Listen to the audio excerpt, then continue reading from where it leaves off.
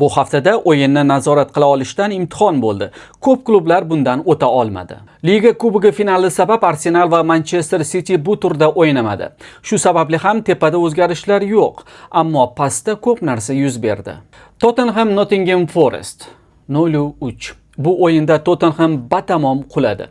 Londonliklarning bitta vazifasi bor edi, u ham bo'lsa yutqizmaslik, ammo shuni ham uddalay olmadilar. Tottenhamga nimalar bo'layapti, bu alohida mavzu, lekin jamoa o'zini yig'ishtirib olmasa ishlar chatoq. Liverpool mag'lubiyatga uchradi. Chelsea ham. United esa ochko yo'qotdi. Natijalar har xil, lekin muammo ayni.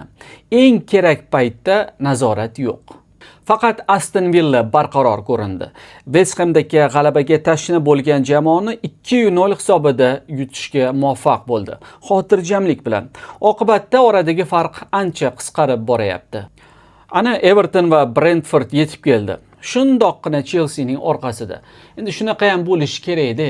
Boshqa klublar qarab turmaydi-ku. Endi voqealarning rivoji Wembleyga ko'chadi. Ligada xatoni tuzatish mumkindir, lekin Wembleyda buning aslo ilojisi yo'q.